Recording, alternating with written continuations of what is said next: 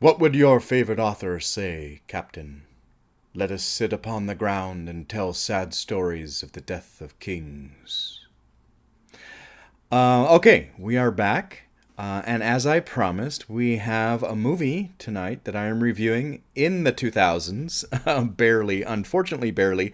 The Lord of the Rings, The Fellowship of the Ring. And it does qualify for something in the book, which is what I was going for. Before we get too into this, I want to do a few disclaimers. These videos are completely unedited and unfiltered, so whatever comes out of my mouth is what comes out of my mouth. If you hear things in the background, sorry, I'm not going to edit that out, because if I were to edit anything, it would take me forever, and I would probably not even post it. And so if you have kids in the room, adult things will come out of my mouth. So you might want to ask them to leave the room or put your headphones on. Also, there will be spoilers, especially for the movie that I am reviewing, which tonight is, like I said, The Lord of the Rings, The Fellowship of the Ring.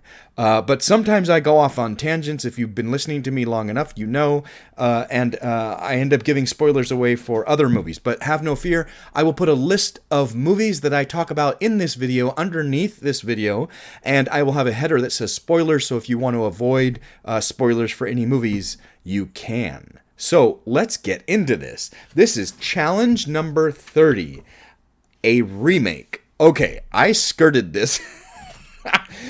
Do people really know that there was a cartoon of this made in 1978 or something like that? I have seen part of it, have not seen all of it, so I don't really know it that well. But yes, there was a cartoon version of The Lord of the Rings, not necessarily just The Fellowship, but The Lord of the Rings, back in 78. Anyway, this is technically a remake. So the movie title, Lord of the Rings, The Fellowship of the Ring. I don't know how many times I've said that already. Year release, 2001. So like I said, I wanted to get you one in the 2000s because the last two were older films.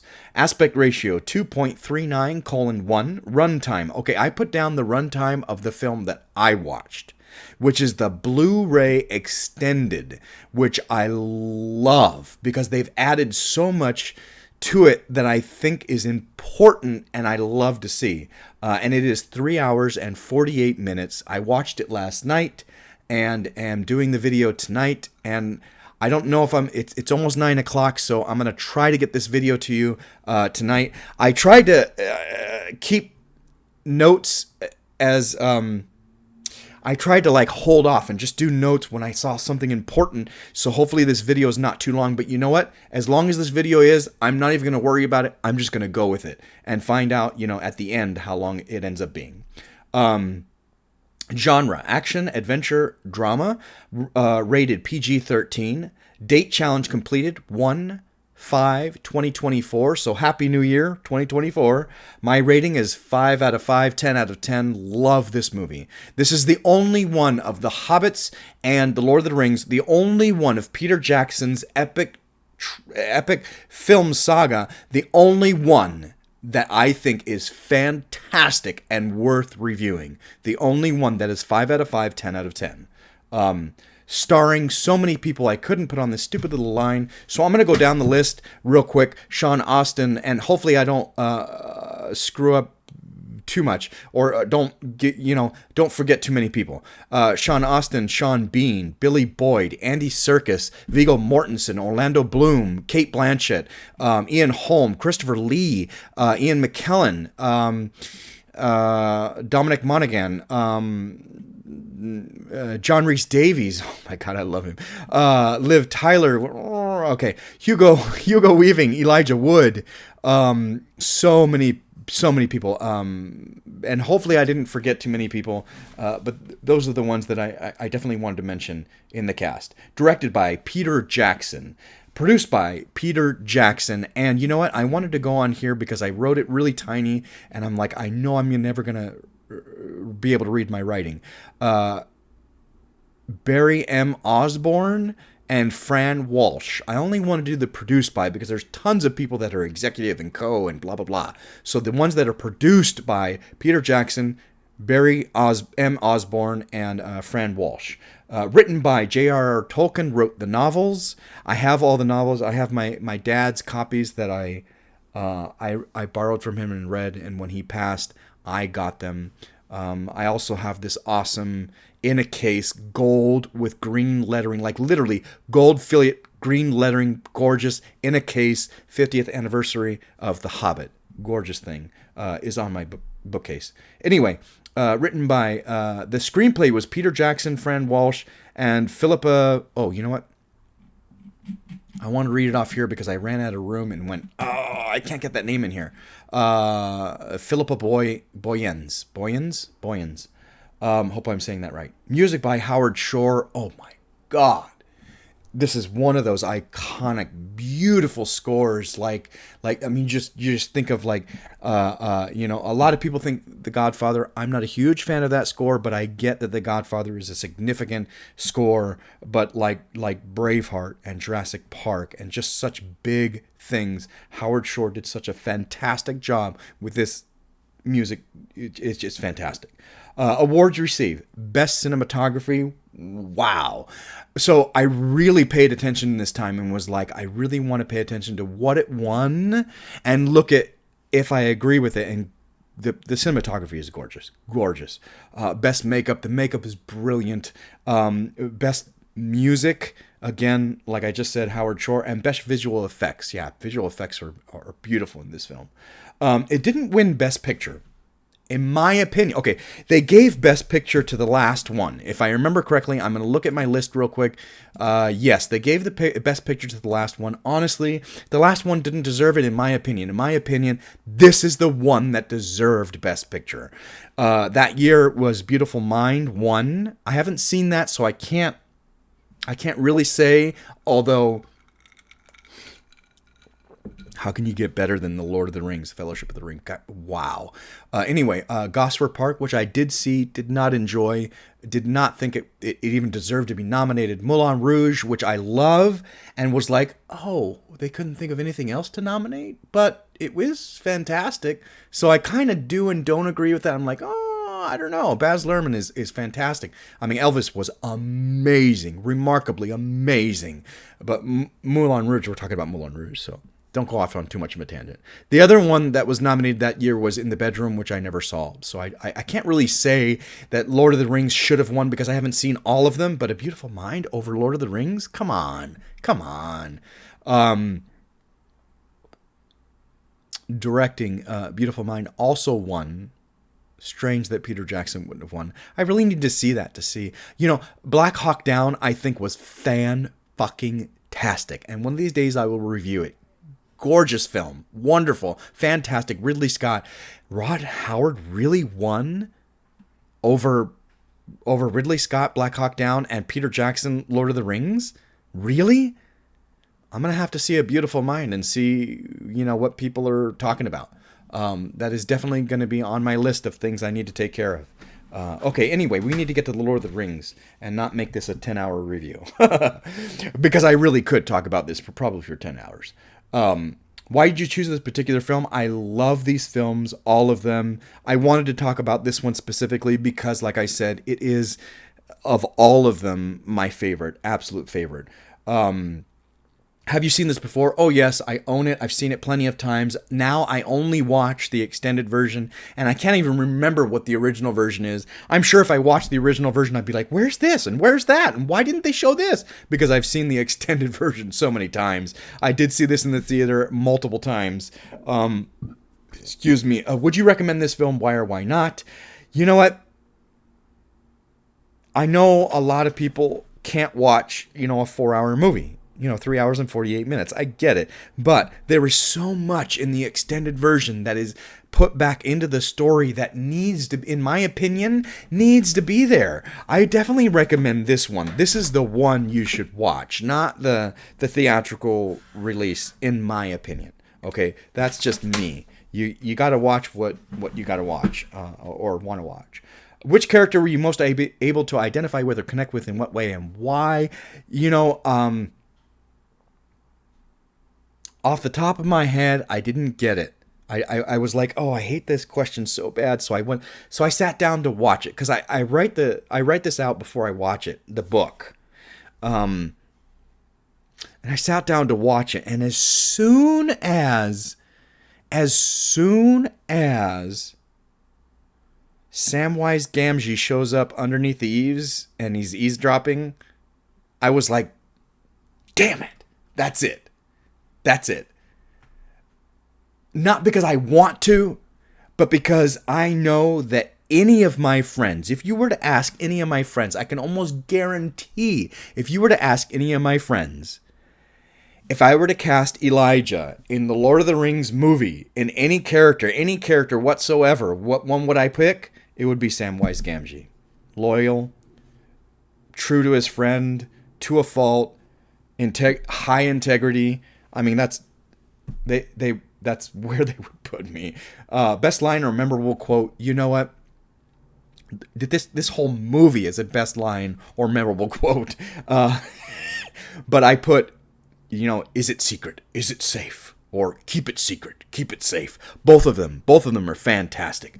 You shall not pass. Oh my God, all the best lines are Gandalf. Honestly, one ring to rule them all. One ring to find them. One ring to bring them all, and in the darkness bind them.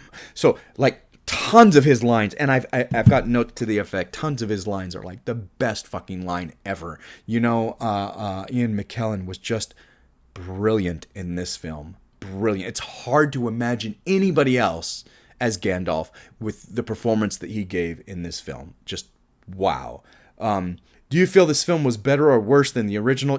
I didn't watch the entire cartoon. I've seen parts of it, bits and parts of it. Of course, this production value is insanely better. And we're talking about he took his time to tell the story instead of, trying to get everything into a 2-hour cartoon.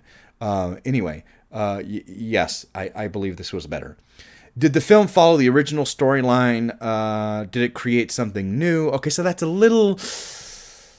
I don't know the original well enough to be able to answer that, but I think it did follow the book well enough to get the point across. Absolutely. And I think this is the aside from... I'm going to say this now, and I'm going to say this, and I don't think I have any notes to this effect. So I'm going to say it now, and I hopefully won't talk about it again throughout the entire film. Okay. My absolute least favorite part of this film, the one piece of this film that I can't stand, is Liv Tyler as Eowyn. Okay? I know people are going to disagree with me. Perfectly fine. I don't care if you disagree with me. I'm here to talk about how I feel, what I see. Liv Tyler has zero expression in her face. She looks like she has lived a life of Botox because she just doesn't have any expression. She will yell and scream and still have no expression on her face. I mean, Armageddon, you see her scream and yell, "That's my father up there!" Her face has zero expression. And I'm like, really? This is not... I don't think that she should be in films. I've never seen a performance of hers that I appreciated or enjoyed or thought was good, ever. And aside from that, Eowyn is barely even in the fucking book. That character is not even hardly in the book. She's not it's not this huge love story between her and in the book. It's the side stories and blah blah blah that talks about the love affair between her and Aragorn. So it bothered me, one, that she's even there, and it bothered me, two, that Liv Tyler just can't. I'm sorry, she's not a good actress. I don't like her acting at all. And one of the biggest irritations I have is that she takes a huge part away from, in the book, it's Frodo who stands up to the wraiths. Even though he's sick because he's been stabbed by the blade, he stands up to them, not her. And they make the movie look like she's the one that saved him. And the horses in the water, that's not her. That's... If I remember correctly, that's Gandalf and Gandalf and I'm totally blanking. I'm totally blanking. Who is? I'm looking at the list now.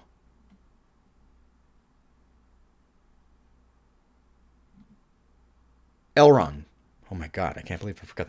It's Gandalf and Elrond that do that, not her. It's just I can't stand what whoever wrote this film. I can't stand what they did with Arwen, why they did it, and who they cast. It's just, and it's the biggest fault in this film, in my opinion. In my opinion.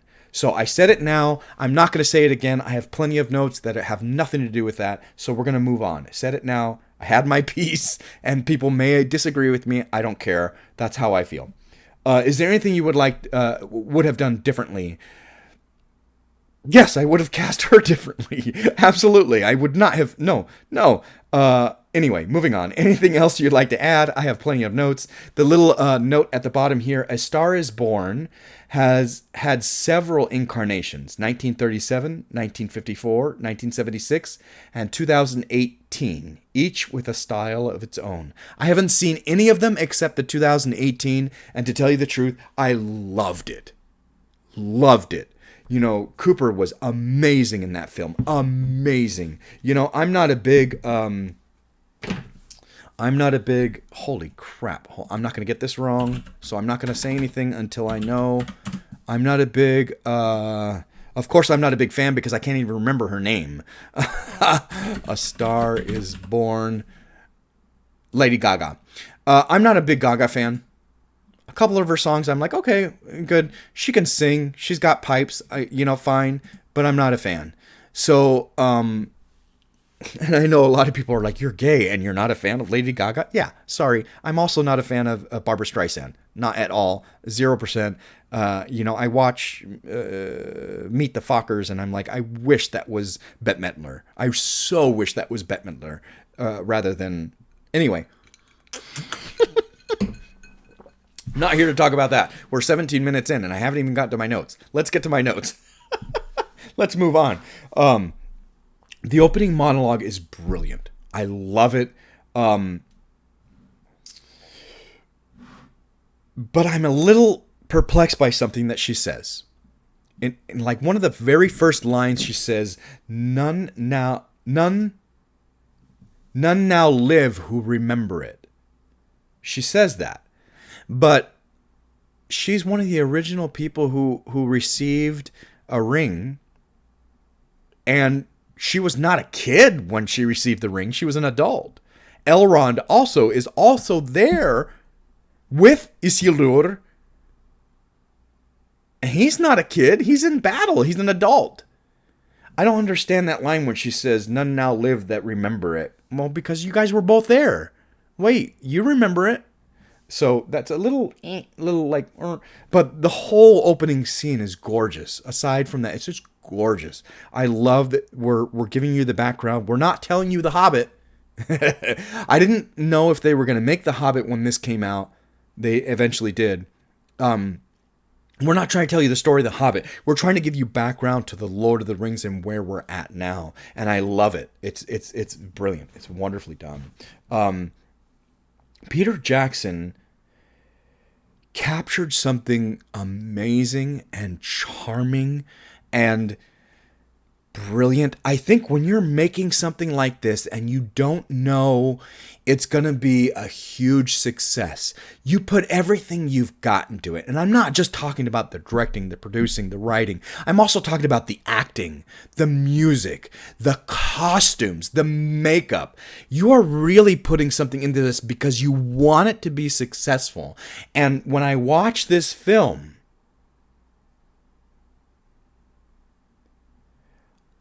more than any other one that he did, this one blows my mind. It's just...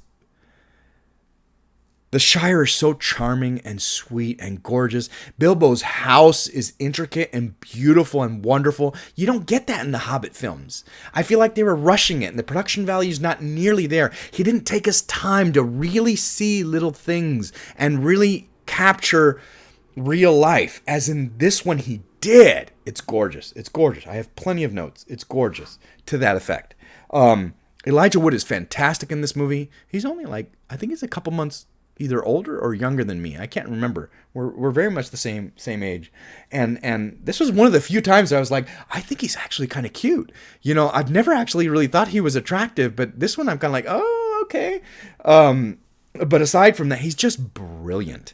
He's so great in this one. In the other one, because there are so many levels to him. You get to see him play around and be a hobbit. You get to see him like go out on an adventure in like the unknown territory. You get to see him be brave. You get to see him stand up for what's right. And I'll take the ring. And you get to see so many great levels of his character in this film, and Elijah Wood does such a great job with it. In the other ones, it's unfortunate because he's so drone in all the other ones. And I'm assuming it's Peter Jackson. Every line is like, oh no, we have to go to the other side now. Every other movie, he talks like that. It's just like you're taking an hour to say anything because you have to make it sound like this for some reason. Every other film is like that. It's like, or the other two films, 2 and 3. I'm like, and he's in such like distress and peril, like one note through the other ones. It's my complaint with Thorin as well in the Hobbit films. He seems so one note that it's hard to like really like that character. And I'm just like, every scene is the same note, and in the other films it is. This film is not. This film is an exception. Elijah Wood is amazing in this film, and his character has so many wonderful levels. Love it. I love all the playing with the size differences. It's not, again, like I feel like the Hobbits were rushed. The Hobbit movies were just rushed because this is brilliant. The size difference is not the same in the Hobbit. Watch it. When Gandalf goes to Bilbo's house in this movie, the size difference is significant. He's in a house. He's running into the walls. He's running into the chandelier. He's looking at Bilbo like down. He's crouching. He's big. He's huge. And in The Hobbit, he's not. You can tell he's bigger, but he's not significantly bigger, which is sad to see. And it's unfortunate that I'm looking at like the hobbits and the dwarves in the Hobbit movies, and I'm like, wait, they don't look like they're much different in size at all. In this movie, they do look like they're different in size. Not significantly, but are different in size. So, like I said, Peter Jackson really paid attention in this film, whereas the other ones he doesn't, especially not the Hobbit films. This one, he really took his time, really paid attention, wasn't sure what he had, and really captured something beautiful. I love Bilbo telling the story of the three trolls in the beginning, from The Hobbit. I remember I was like, oh, that's from The Hobbit. I liked it. When I first saw it, I was like, oh, that's cool. I like that. Merry and Pippin are brilliant. Such a fantastic chemistry. Okay, chemistry in acting is not just between lovers or potential lovers, like the Proposal with Ryan Reynolds and Sandra Bullock. Okay, they have great chemistry in that film. I love them. They're great in that film. But chemistry is not just between romantic couples. Okay, chemistry can be between buddies. And this Merry and Pippin are fucking amazing. These two actors are just brilliant. I love them. I'm sorry, I don't know their names off the top of my head. Dominic Monaghan and who's the other? Billy Boyd. They are brilliant together. And, a couple other, like, buddies, like, pop out in my mind. Denzel Washington and Mark Wahlberg in Two Guns. Their chemistry is amazing. I love to watch them. Ryan Reynolds and Samuel L. Jackson in The Hitman's Bodyguard. Oh, my God. It's like I'm dying. Oh, and to tell you the truth, Walker Scobell and Ryan Reynolds, in the Adam Project. Like, I had to pause that movie a dozen times because I was laughing so hard because I literally had two Ryan Reynolds on the screen. Walker Scobell was so amazing as playing a Ryan Reynolds character. He plays his younger self in that movie. It's like I'm literally watching two Ryan Reynolds, and I had to pause it over and over. I was laughing too much. Anyway, the dynamic, the chemistry between Dominic Monaghan and Billy Boyd, brilliant.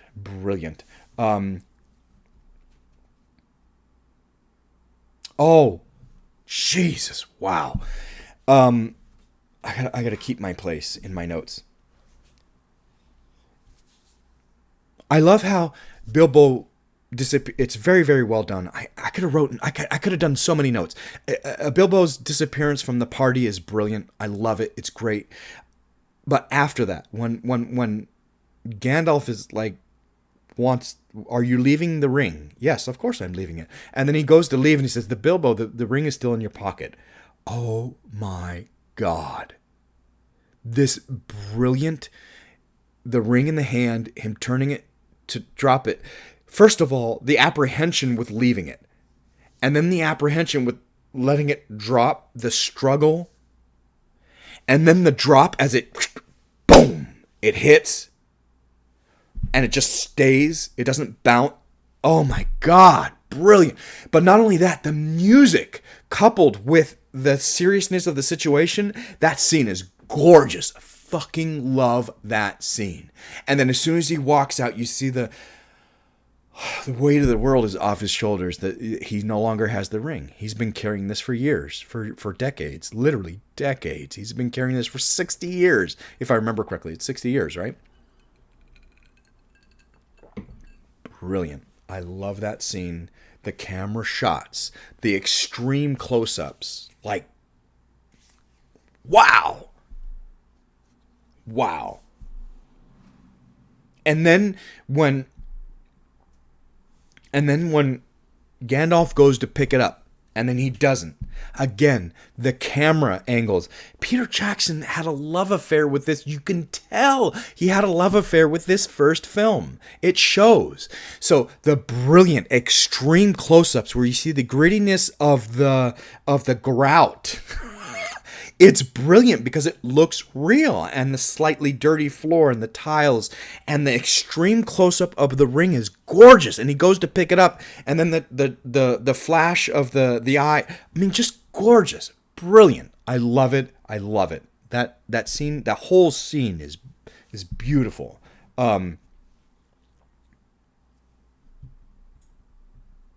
Keep it secret, keep it safe.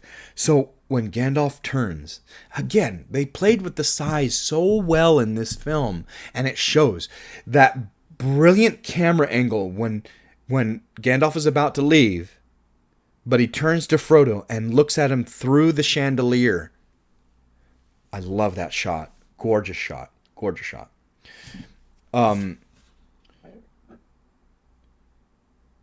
The severity of the situation when Gandalf tells him why he can't take the ring, the danger of I would use this ring to do good, but through me it would yield a power so powerful. I can't remember exactly the line. Gorgeous. I love the level of one. He's saying that the ring will do what it wants, and two, through me it would do evil things because it would have my power to control. That first day on the road, I'm trying to get through these. I tried not to make a note every other scene because I could have probably made a note every scene. I love it when they finally go on the road and the food that Sam makes that first day looks so good. I'm such a foodie. Again, I sympathize with Sam. I'm such a foodie that food just looks like, oh, I want to eat that food. It looks so good.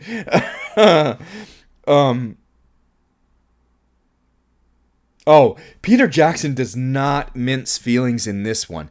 Sauron from the beginning is on Sauron's side, and we are not going to play games. He does not play games. I think in the book, you're not quite sure whether he's on Sauron's side, or excuse me, we don't know if Saruman is on Sauron's side in the book. If I remember correctly, when Gandalf goes to first meet him, we know he's not kosher, but I don't think we know he's on his side until later in the book. But in the movie, Peter Jackson's not playing around. You cast Christopher Lee. You cast Dracula, the man with the golden gun.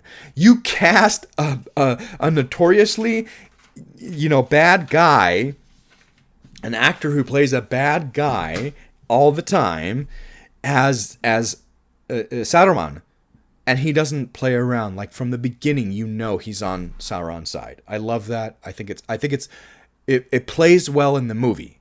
Let's not mess around. It plays well in the movie. I wanted so much from the wizard fight, and I'm like,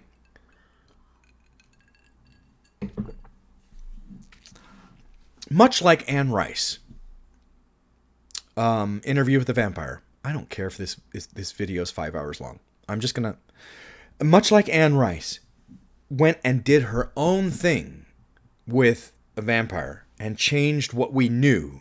Like, holy shit, there's a shock wave through everything. Like, we changed what we knew about vampires, and we had to accept her version of the vampire, which was brilliant. I love it. Love it. You have to accept that different authors, different writers have different views of what a wizard is and how their magic manifests. When I was watching this, I really wanted a Harry Potter. I really wanted some fantastical wizard stuff. I mean, I love the wizards from Disney's The Sword and the Stone and their wizard duel. Fucking love it. And I love Dragon Slayer, the wizard in Dragon Slayer. Even though there's not a lot of great stuff in that, there is some fantastical stuff in that. And this just, like, to me, falls short. They kind of shoot their wands at each other and nothing really happens. They just kind of move. And I was like, oh, that's disappointing. What I really wanted is what I got in Harry Potter, 5? Oh, when Dumbledore and Tom meet. Whoa, that's what I want wizards to be.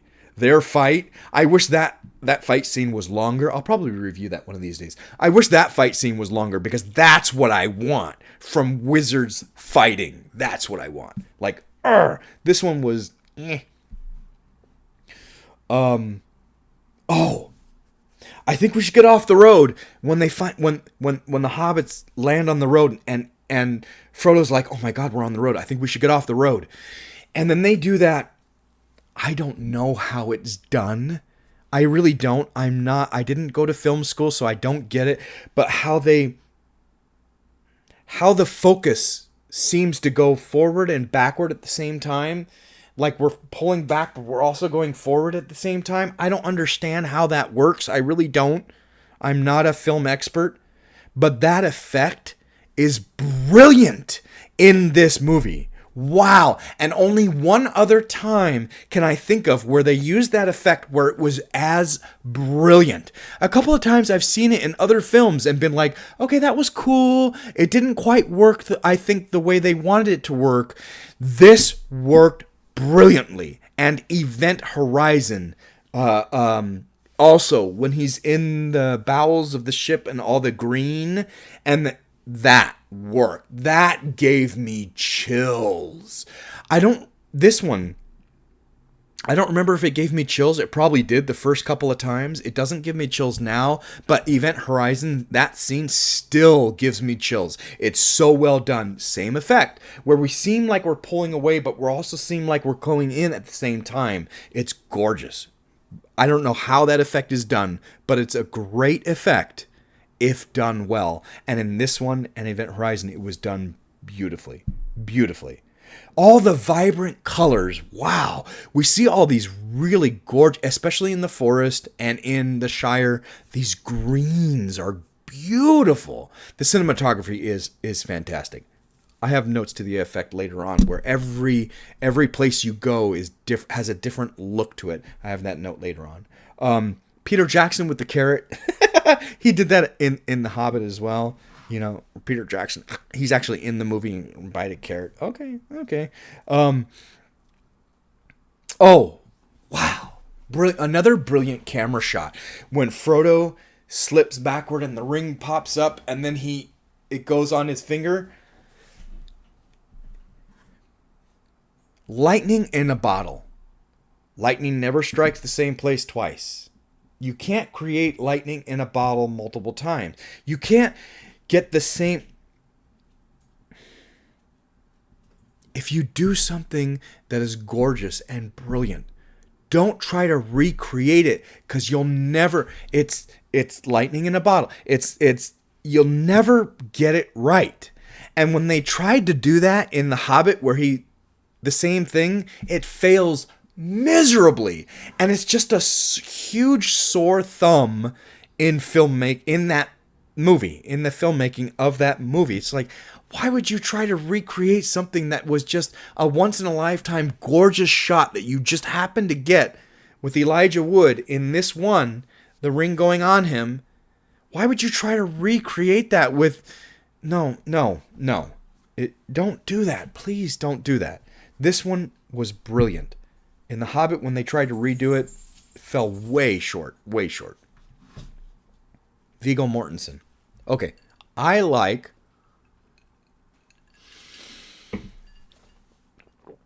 Viggo Mortensen's acting. Viggo Mortensen's voice is borderline irritating to me because he talks very nasally through his mouth. And it's not nearly as bad in this as it is in others. Like if you watch Crimson Tide, it's like really bad. I'm assuming maybe he had some speech therapy, or maybe he had some surgery and opened something up. Maybe it's I don't deviated septum. I don't know, but he talks through his nose really bad. And I remember Crimson Tide. It's real. I am. Like it's really bad. In this one, it's not as bad, but it's still, there are lines that grate on me. They're like, oh, it's not like Owen Wilson. I'm sorry. Again, it's not your acting, Owen Wilson. Your acting is perfectly fine, perfectly adequate. I think you're funny, but the voice just, I can't do it. My mom can't watch Julia Louis-Dreyfus. She can't stand her because of the way she talks. It's the same thing with me. Owen Wilson, I can't do it. I'm just like, oh, I can't. The way he talks through his nose, it just, and Viggo's like borderline, like, I would not have cast him. I think he's great. He does a great job. He's really good actor. I personally, if I were casting this, would not have casted him as Aragorn. But like I said, he does a great job. I wouldn't have cast him. I love that misdirection of the Wraiths in the wrong room. After they meet Viggo and he's like, that's no trinket. Again, it's the way he talks. That's no trinket you carry. He's talking. Anyway, I love that misdirection when the Wraiths go to the wrong room. I don't want to seem like a jerk. I probably do at this point. So, Viggo, your acting is brilliant. It's unfortunate that your voice... Owen Wilson, your acting is fantastic. I laugh at everything you do. Everything that I've seen that you do. It's just your voice tends to degrade. That doesn't mean I don't watch your films. It's just... Okay, let's move on. Second breakfast when they leave... I wish I had the metabolism of a hobbit and could eat second breakfast and third, and brunch and 11sies, and oh my god, I wish I could eat all day long, like they do. Oh my God, yes. Oh, I love that shot when they're on the tower, the watchtower at night and making dinner. And he's like, oh my God, put the fire out, put the fire out. And he looks down and the wraiths come through the fog. Holy shit. That is a great shot. I love that shot. There are so many great shots in this, and I put them in here. The great shots. That one is one of them. The fight scene on the watchtower is gorgeous. Gorgeous. I love the performances by everybody. You know, Viggo Mortensen does a great job. His fighting looks great and wonderful and real. Elijah Wood is fantastic in this, and when he puts the ring on, and you know, everything. That whole scene is gorgeous. I love it. The ominous feel, the music, the heavy feeling of the music. It's a little. I find it a little sad that like the hobbits kind of disappear. Like, are they just like hanging out on the edge? I don't know. I get that what we're focused on is that Aragorn is helping them and saving them, but like the hobbits kind of disappear, in my opinion, in that scene. Oh, that's Michael. You know Howard Shore's Michael. What did I say, Michael? Howard Shore's music is gorgeous. That when we get the orcs are tearing everything down, and they got the cave that like digging underground and creating all bum bum bum bum bum bum.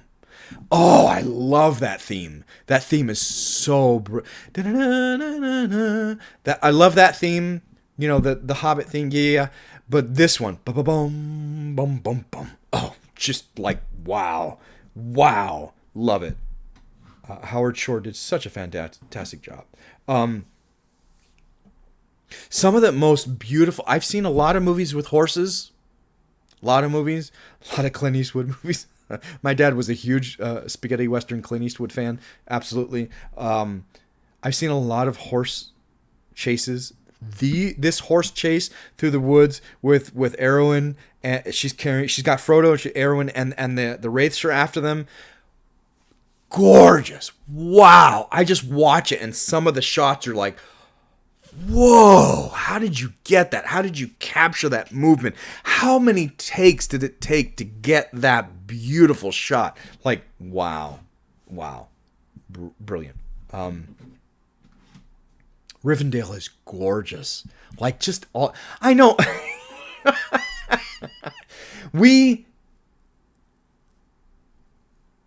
I think as storytellers, most people tend to idolize and glorify elves and the elvish land and world and costume and people. And then they tend to darken and dampen the dwarf world and gritty and not so wonderful. And I don't know where that comes from. Why is that a default? Why? I don't understand why that's the same thing that, you know, man is so man is so corrupt. You know, that's also that default. But man is also, you know, capable of such, you know, gorgeous things. Anyway, Rivendell is gorgeous. Of course. You know, they had to make, you know, the land of the elves, you know, gorgeous. Yeah, Bilbo's aging makeup is on fucking point, like beautiful.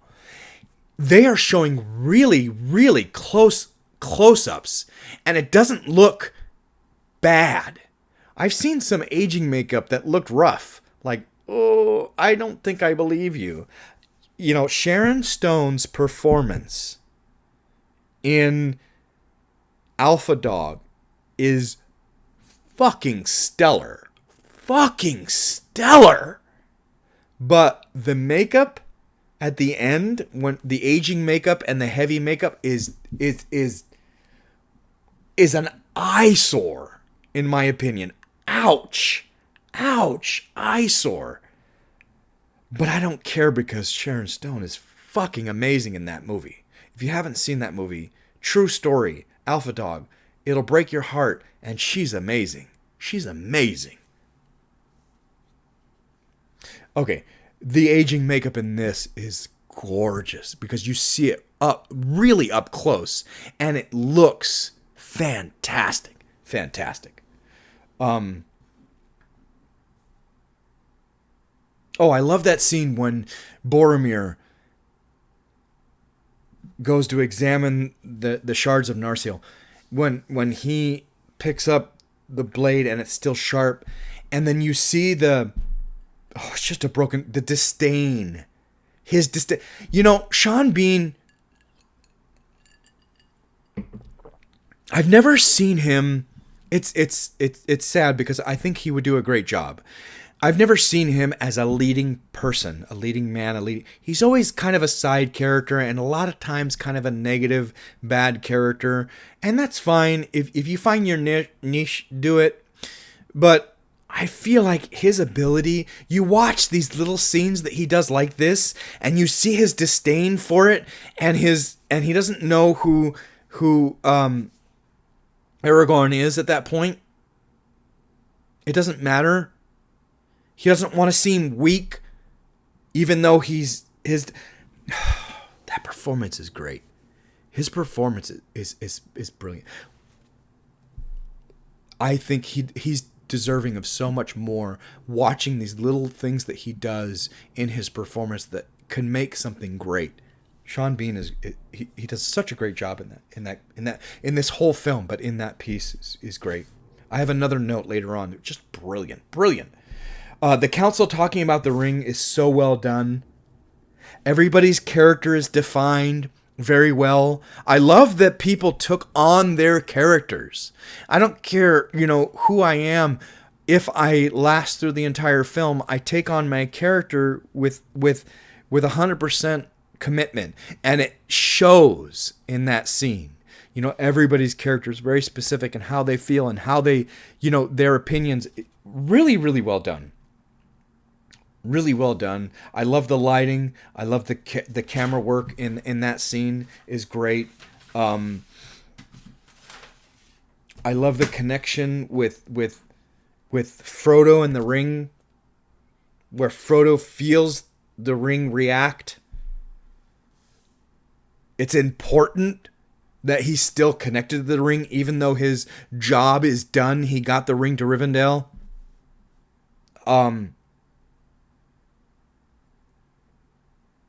I love that real extreme close-up of the ring, and you see everybody arguing in the reflection. Wow. Again, the ring is working on them in the council. The ring is there, and it's corrupting in them. It's working on them. Just like Bilbo carrying it for so long, he had created such an attachment. It was so hard for him to get rid of it that it's working on them now. It's not touching any of them, but it's working on them, and it's brilliant representation of that in that reflection of them in the ring, in that extreme close-up of the ring.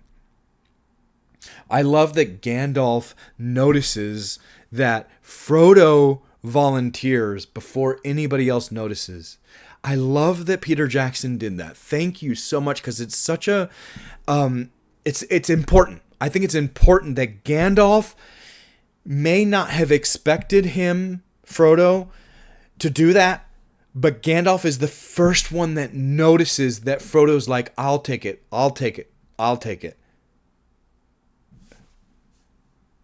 But then everyone is stunned when he finally says, I'll take it. And everybody, brilliantly done. I love that everybody's like, whoa, like, out of all of us, he says, I'll take it to Mordor. I'll go to Mordor with the ring. I'll sacrifice whatever it takes to get it there. Although I don't know the way, I love the way the fellowship is established. Everybody's like, you know what? You did what I couldn't. You said what I couldn't. And I will back you 100%. That's how I feel about that scene. I feel like everybody had their own opinion. Everybody had their own thought about what needed to be done, or how we should use the ring, or how we should destroy the ring, or I don't want you to have the ring, or blah, blah, blah, blah, blah. Frodo selflessly says, I will take it to Mordor and destroy it. And they are like so stunned and shocked by his bravery and his selflessness that they're like, I will follow you to the, I will, you've got me behind you. That scene is very well done. It's the essence of this movie. The Fellowship of the Ring. It's the essence of this movie. Love it. Love it. Oh. When Bilbo gives Frodo the shirt, the mithril, selfishly, I'm like, at that time I was like, Elijah Wood, I for some reason all of a sudden I'm attracted to you. I want you to take your shirt off. But aside from that, I was watching that scene going, Bilbo's, it's brilliant that Bilbo is Ian Holmes' performance. I mean, Ian Holmes has been around forever. I mean, I've talked about him in Alien, like fantastic performance in Alien. God, wow. And in this, again, the levels of his commitment to his character and his motivation, brilliant, because he is still captivated by the ring. And when he sees it, all reasoning goes out the window, and he just wants to hold it. He just wants to touch it again. My precious. Oh, fuck. That line. My precious. He just wants to touch it and hold it again. And it's brilliantly represented. He does such a great job that the ring still holds power over him. So much power. He hasn't had it for so long, and yet as soon as he sees it, boom, I would so much like to hold it again. And then he tries to grab it, and then he's ashamed. Oh my God. And I have this note later on for Boromir, for Sean Bean. Ian Holm does such a great job, and Sean Bean later on. Ian Holm does such a great job of, he goes for it, he wants it, and then he's ashamed, and he's like, I'm so sorry I put this burden on you. Wow. The performance is gorgeous. The performance is gorgeous. Wow. The Fellowship awaits the ring bearer. Mordor, Gandalf. Is it left or right? Left. That is so cute. I love it. It's such a sweet, totally unexpected. Peter Jackson, thank you very much. That was totally unexpected and brilliant. It's one of the most endearing parts of the entire film. One of the most parts of the entire film, when Gandalf says, with all his authority, because he and Elrond are probably the two highest people in this entire scene. Like, as far as credibility, he and Elrond are probably the two highest credible people in this scene, in this entire fucking, all these people. And he says, we await you. And Frodo quietly is like, which way do I go? And he says, left, left. It's so cute. It's adorable. It's fantastic. Very well captured. Very well captured.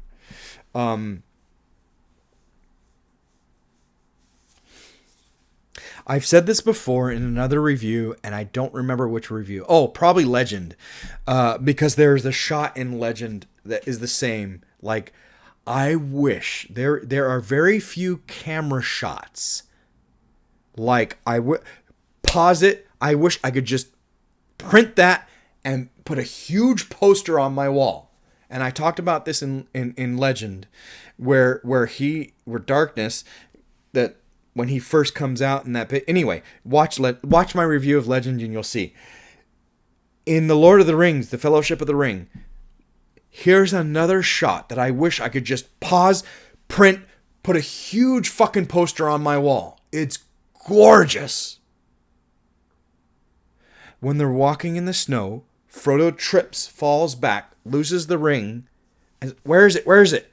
And they show that extreme, gorgeous close-up of the ring on the chain in the snow, that beautiful focus on the snow, and in the background, the snowy mountains, Aragorn and Frodo. Oh my God!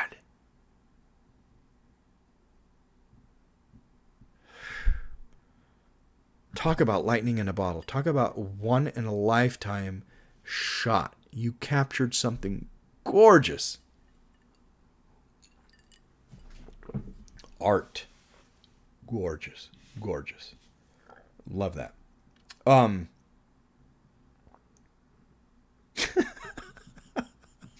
love when they're stuck at the door to Moria.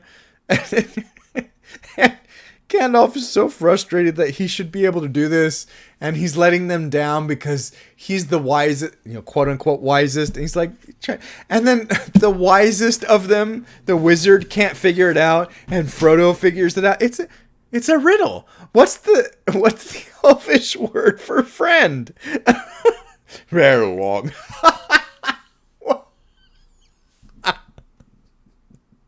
I love it. That part, it's too funny. It's too funny.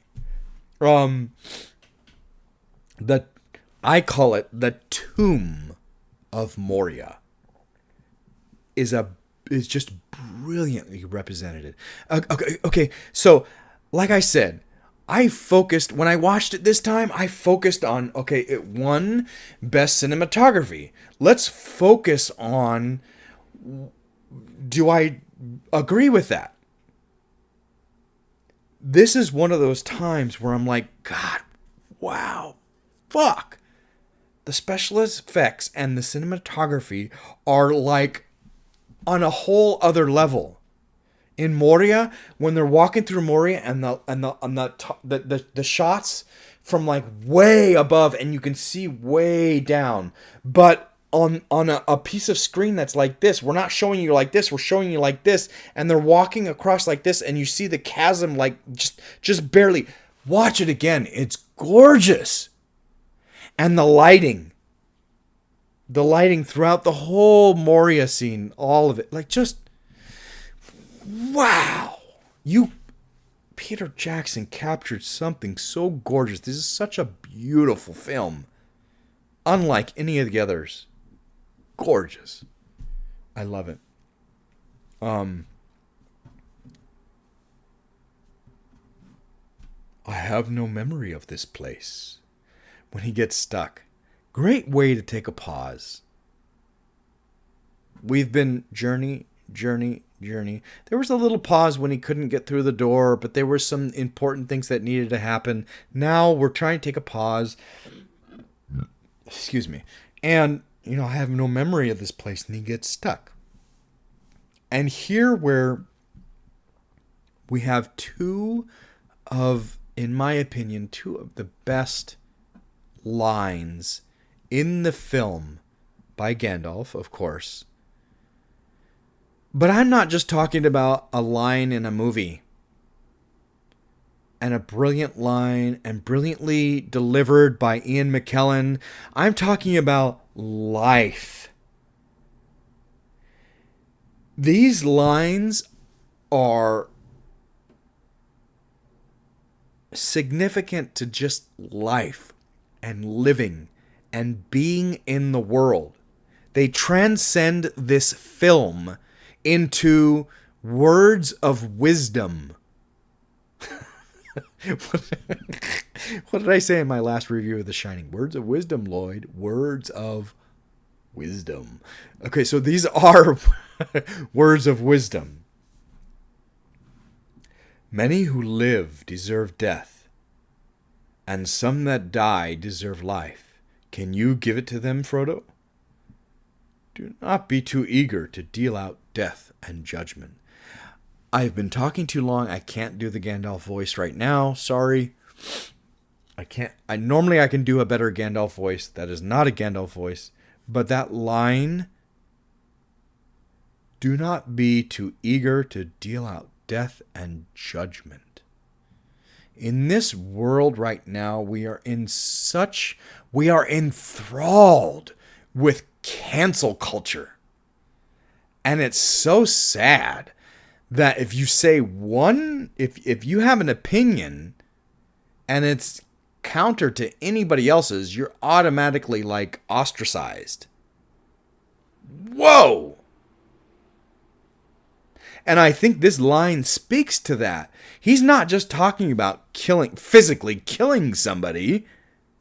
And he's not just talking about physically killing somebody. He's also talking about judgment. Do not be too eager to deal out death and judgment. And we are so quick to judge nowadays. Like, it's so sad. It's so sad. If I say I can count on one hand how many African Americans that I have found attractive. Are you going to say that I'm racist? No, I'm not fucking racist. I'm the least racist person you know. If you knew me, I would be the least racist person. I'm just happen to not be attracted to them. Like, that has nothing to do with it. So, opinions nowadays, it's sad that it can get you just like ostracized. And then what's the next line? The line after that is so gorgeous, so gorgeous. When Frodo says, "I wish the ring had never come to me. I wish I blah blah blah." So do all who live to see such times. That is not for them to decide. What it is for you to decide is what to do with the time that is given to you. Again, these lines are words of wisdom for life. Don't deal out death and judgment. And you can't sit and wallow about why is this happening. You have to make the decisions and do with what the time you have, the skills you have, the body you have, the life you have. Do the best you can because that's what you've got. And enjoy it. So do all who live to see such times. But that is not for them to decide. All we have to decide is what to do with the time that is given to us. Make the best of what you've got. Make the best of who you are. Make the best of the time that you have, because you are the only you that will ever be in existence. So have fun and do it well. These lines are brilliant. And they're so well captured, and Ian McKellen is just gorgeous. Gorgeous. Just wonderful performance. I love that the dwarves and so I said this before, like, we have this weird default where elves are like beautiful and gorgeous and wonderful, and their homeland is wow, and all these, beautiful trees and beautiful buildings and the waterfalls and cliffs and the sun shining and blah blah blah blah. I love that even though we tend to look at the dwarves as you watch The Hobbit, and the first time they show up, they're like eating all the food and like and like just gorging, and like the beer is falling out of their face when they're drinking it. But then that cute scene when they clean everything up in a snap together, and it's like brilliant, like fantastic. This is the same thing where they represent like the dwarves in this cave in the dark, and they delve too greedily, and all this dark and despairing things, and everybody's dead. Well, that's aside, but the gorgeous columns that they built, this beautiful, like, they don't show the whole city, but they show enough to like be in awe of these pillars. How are the pyramids, created? Like, you see these gorgeous, pillars in the deep, and it's just like, wow, you're like, they built this. They made this. They were capable of such beautiful things. And I love that representation.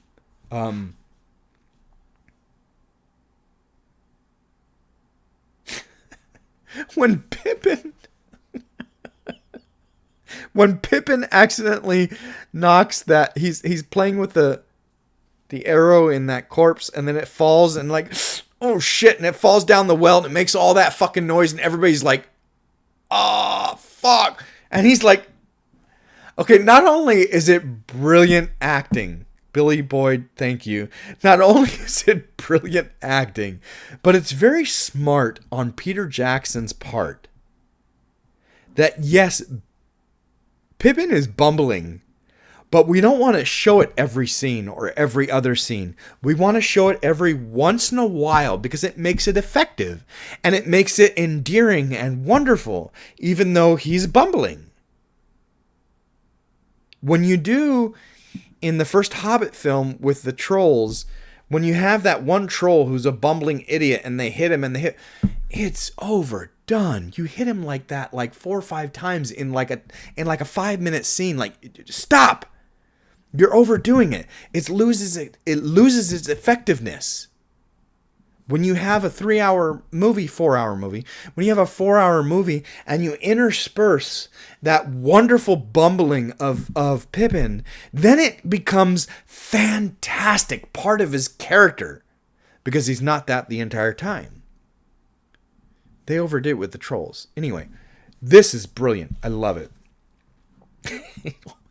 Fool of a toque. Like, just, wow. Oh my God. Oh, I love the agility, the fight when the orcs come, the troll comes, the agility of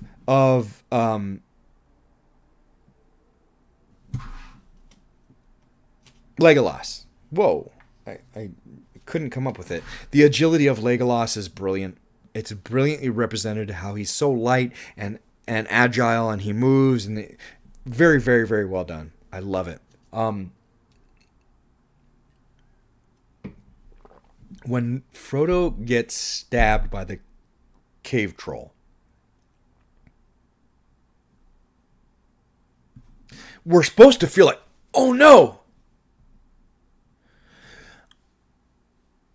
I can tell you that the truth is, I read The Hobbit when I was young. The Hobbit, not The Lord of the Rings. I read The Hobbit when I was young. When I was probably 10 or 12, maybe younger, maybe 8, I saw at my local theater, I saw a production of The Hobbit. So I knew the story of The Hobbit. I didn't know the story of The Lord of the Rings when this movie came out. I had not read The Lord of the Rings when this movie came out. I didn't read it until well after all 3 movies had been made. I borrowed the books. Like I said, I have the books from my dad. I borrowed the books from my dad and sat and read them. I had not read them before I had seen the film. Okay.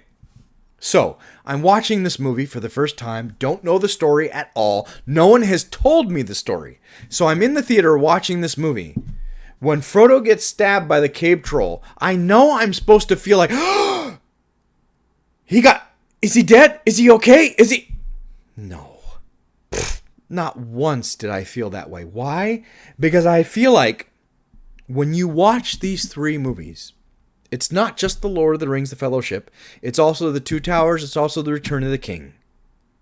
There are 3 characters that I feel like, from the beginning, there are 3 characters I'm like, there's no possible way that character is going to die.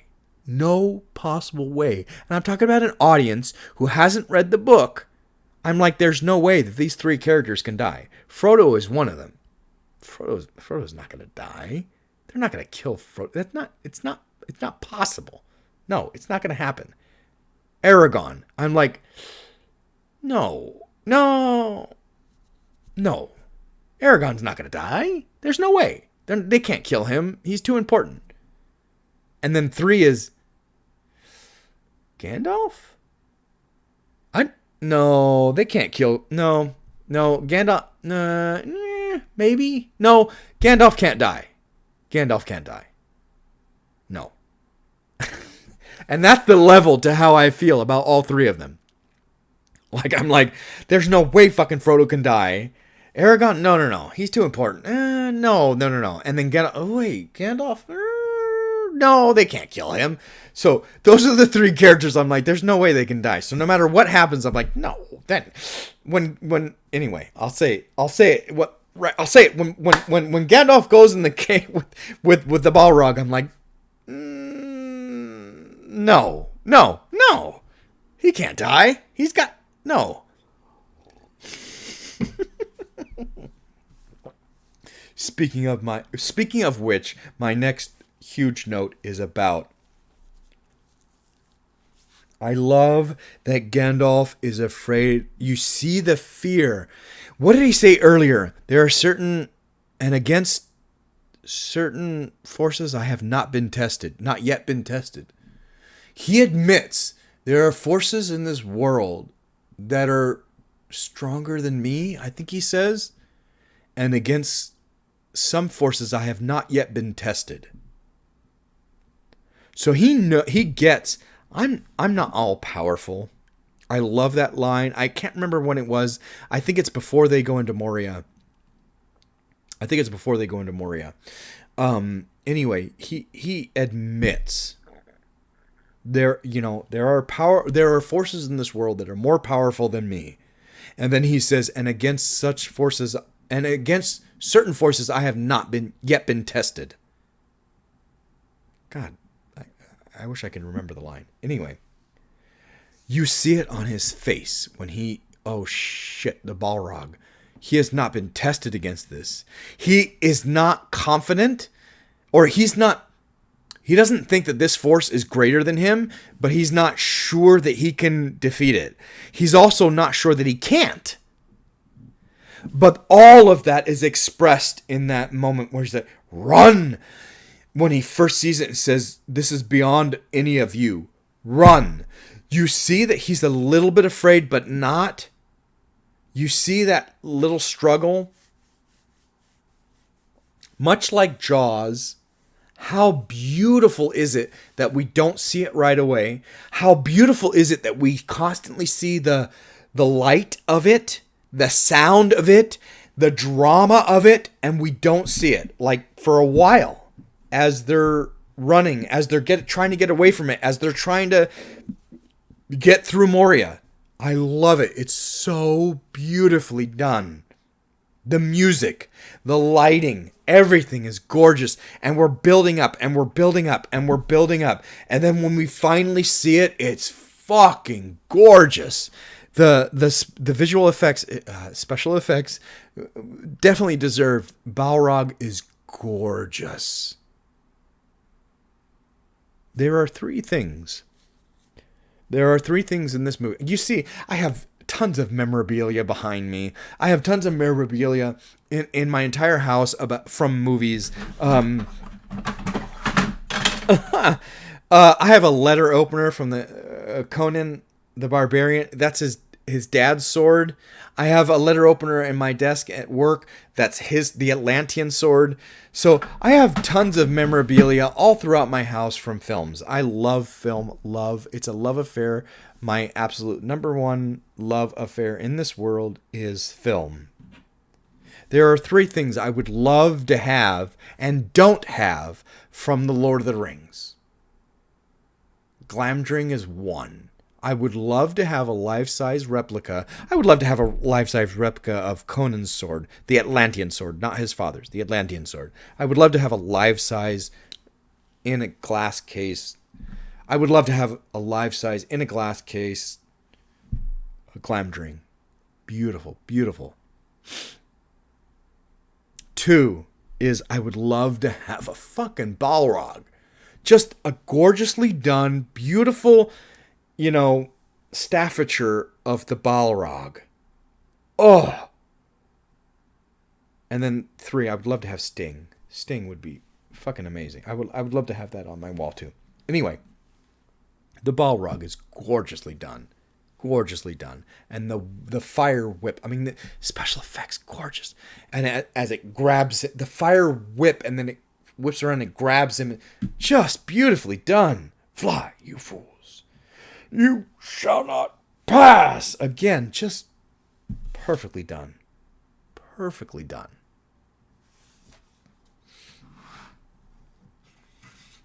even though I know Gandalf can't be dead, like I just said, there are three characters that are just not going to die. Even though I haven't read the books, when I watched these movies, I hadn't read the books. I knew that there were three characters from the beginning that couldn't die. Once they said who Aragorn was, I was like, oh, there's no way he's dying. Frodo, Aragorn, and Gandalf. They're not going to die. So even though he dies or he goes down, you have to just suspend disbelief. Be in the film. Be in the film. The heartbreak is when they lose Gandalf is palpable. It's captured and it's palpable. Everybody's heartbreak. But I can guarantee, I tell you this now, and every single time I watch it, every fucking single time I watch it, everybody's performance is wonderful.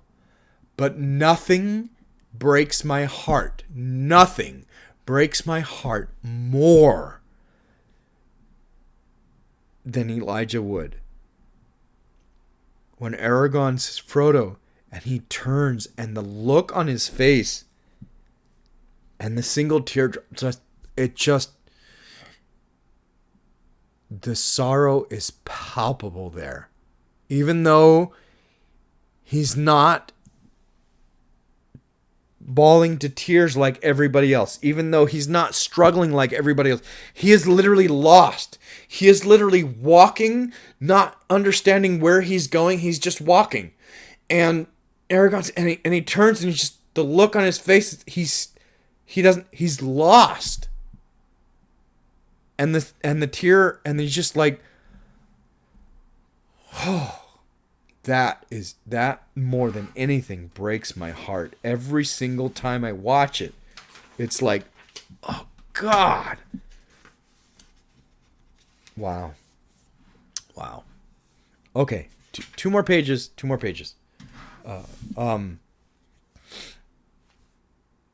Oh, I just said this. Okay, so I said this before. So every location, like, I love this. The cinematography is gorgeous. Every location has like its own look and its own feel. How Moria had its look.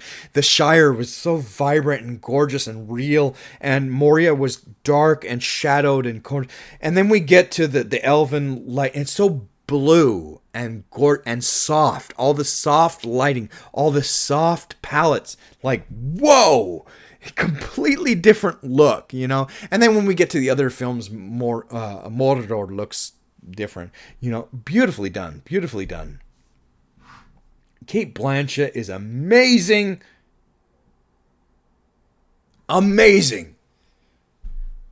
This movie made me fall in love with Cate Blanchett. Fuck, you are great. But I have to be honest and say, I'm a little like, I don't get this part with Galadriel. I don't understand really what's happening with this test. She's, you offer it to me freely. I don't deny that I want it. But then she doesn't take it. And she says, I passed the test. I will diminish and go into the land of the West and remain Galadriel. I don't understand that. Like, wait, you passed the test, but now you're going to go into the West and diminish or remain Galadriel. I didn't understand that. I still don't understand. Like, what's going on there? She passed the test, but she has to leave? If you pass the test, isn't that a positive thing? I feel like she's like, I passed the test, but it's a negative thing. I don't know. I never really I still don't quite understand that. It's been a while, years, since my dad was alive. And he passed in 2016 or 17. Years before that, because I had borrowed the books from him and then gave them back. It's been a long time since I read the books. I wonder if the books explain that part better. Or if that's just a Peter Jackson thing and he just put that in there. And I don't quite get that. The gifts. This is why one of the main reasons I love the extended edition, the extended version. In the theatrical version, they don't show all the gifts from the elves, from Galadriel to the Fellowship. They don't show all of the gifts. Well, Gandalf's not there, but it's still the Fellowship.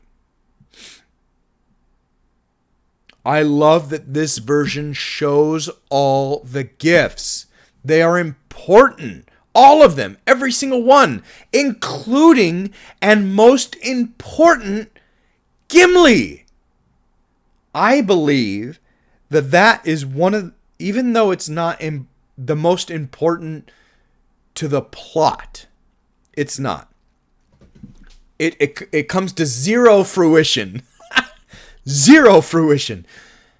Gimli's gift comes to zero fruition. It is not part of the plot, but it is a significant character development part of the story.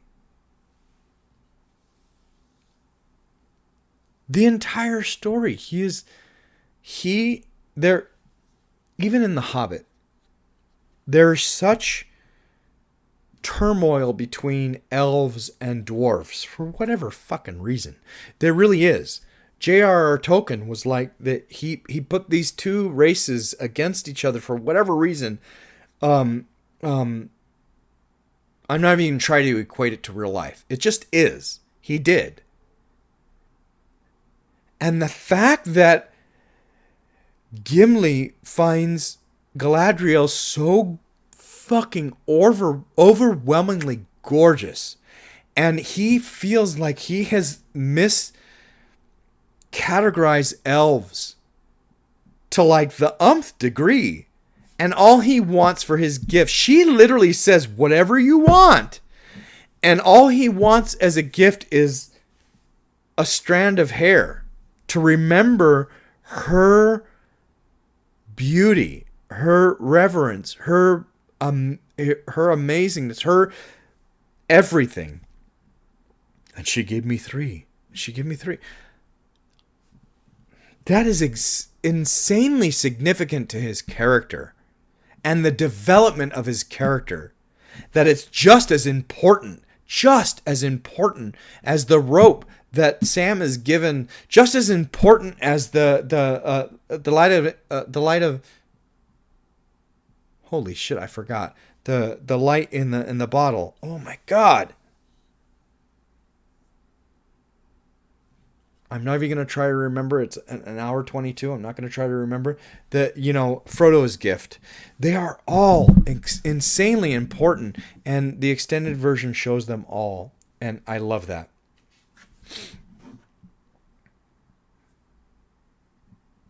I would not lead the ring within 100 leagues of your city. Oh, man is so fallible and corruptible. They represent that really well in this film. They really take that to heart. It's a little sad. It's a little sad that they look at man as corruptible and sinful. They look at, dwarves as greedy, and anyway, it's sad the negative parts that they assign races, when races are so capable of so much more than what you assign it. But it's palpable that Aragorn does not trust, Boromir with the ring.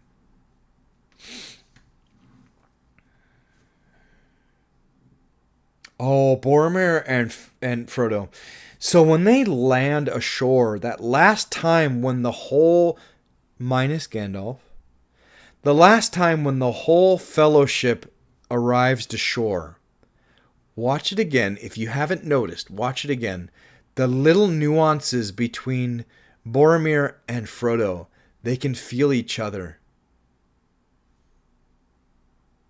They can feel each other because something is about to happen. It's foreshadow to a degree. It's also they can feel one another. Boromir's attachment to the ring and wanting the ring and the ring to help Gondor, and Frodo's like, I have to protect the ring because why? It needs to go to Gondor and be destroyed. There's really cool back and forth between them that's very subtle.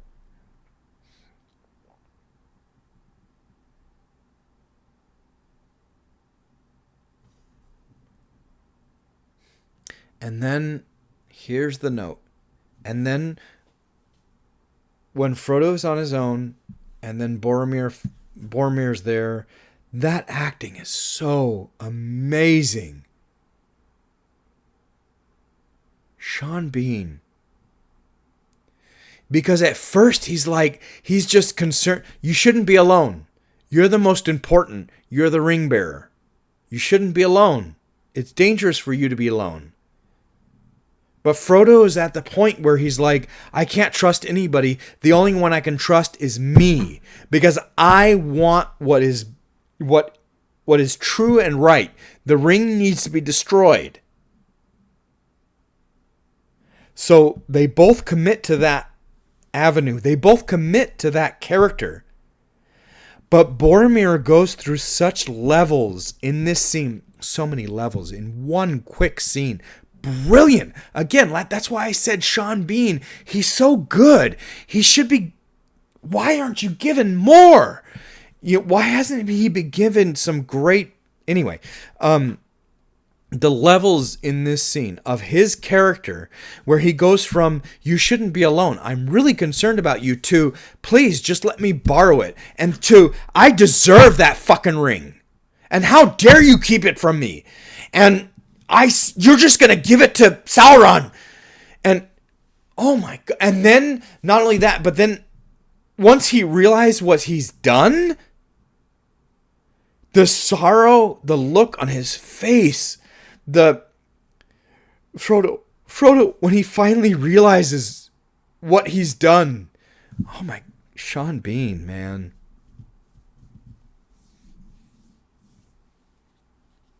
If you've ever in your life discredited Sean Bean, if you watched, what was the Jack Ryan movie he was in? Patriot Games? If you've ever discredited him because you thought he was just fluff, watch this one fucking scene in this movie and see the brilliance of Sean Bean. The brilliance of Sean Bean in that scene. All those brilliant levels in his performance. Wow. And the shame. And then later on, I have another note later on when he's dying. Anyway, I never believe when we're trying to, like, Aragorn is going after, Aragorn is also captivated by the ring. He wants it from Frodo. I never believe that. Not even fucking 1%.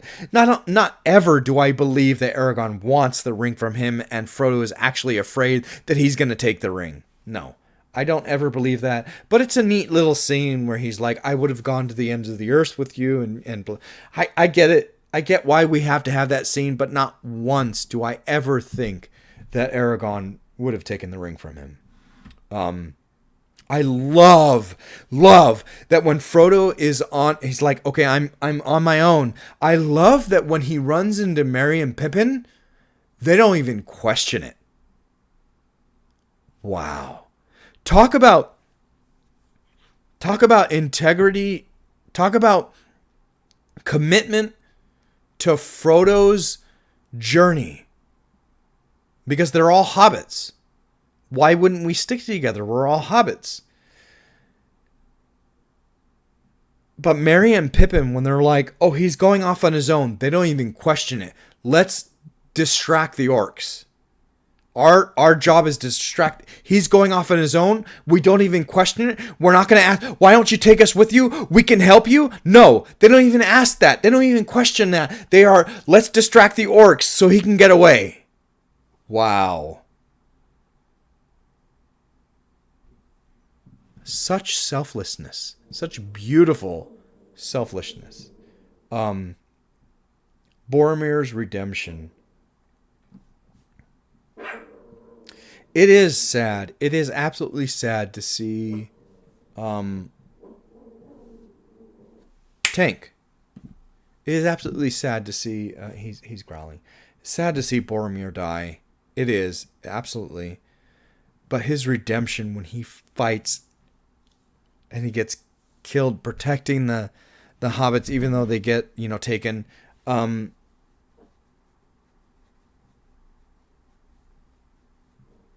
would have followed you, my brother, my captain, my king. At the end of his life, when he's dying, he accepts that he had such a hard time accepting that Aragorn was the rightful king. But at the end of his life, he accepts that he didn't perform the way he should have. He wasn't the right. He didn't. But I love that Aragorn says, "No, you." That scene is great. No, you kept your honor. Be at peace, son of Gondor, he says. Be at peace, son of Gondor. That scene is brilliant. It encapsulates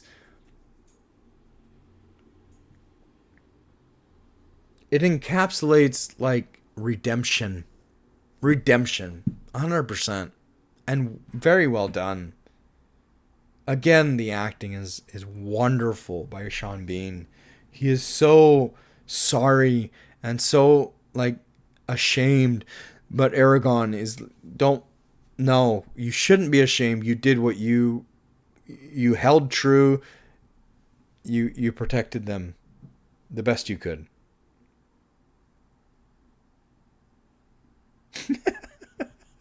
I love that Sam is like, I'm going to Mordor alone. Of course you are, and I'm coming with you. I love that Sam, 100%, 1,000% integrity. I told Gandalf I would not leave your side, and I'm not about to. Even if I'm gonna drown and die, I'm gonna be by your side. That's why I said, anybody I know, all my friends would say they would cast me as Sam. The level of integrity is fantastic. And my last note, we know things are in good hands. I love that we know that this is not the end of the story, but we also leave with a sense of hope in both scenes. When Strider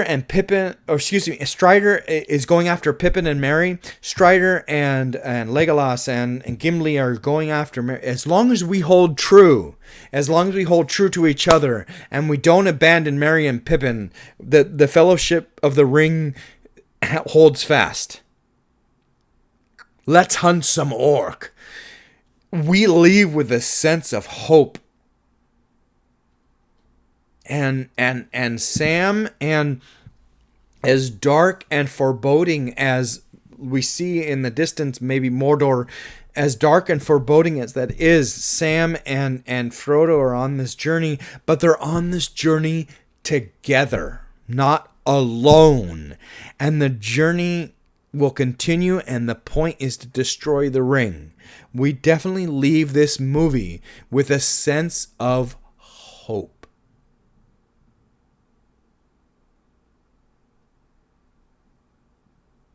Hope maybe the best of things, what they say in the Shawshank Redemption, maybe the best of things. I love this movie. This, above any of the films of the epic saga that Peter Jackson did, this is the film beyond all of them that deserved Best Picture. This is the best of them all, in my opinion. Of course, if you think differently, let me know. Let me know. If you really think that Return of the King deserved the Oscar over this, let me know. I'd be interested, and let me know why. I would be interested to know why you thought Return of the King deserved it over this. This is so gorgeous. This is like the Half-Blood Prince. Of all the Harry Potter films, the Half-Blood Prince stands out like a sore fucking thumb artistically. It is gorgeous. I will review this one of these days. Gorgeous. As a film, as art, above any other of the films. Okay, anyway, we're talking about Lord of the Rings. Thank you very much for listening. This is a really long review, but you know what? I watched a 3-hour and 48-minute film and could have made more notes. So, thank you very much for listening. I will get you another review as soon as possible, and it will not be an hour and 35 minutes like this one was. Talk to you soon. Bye.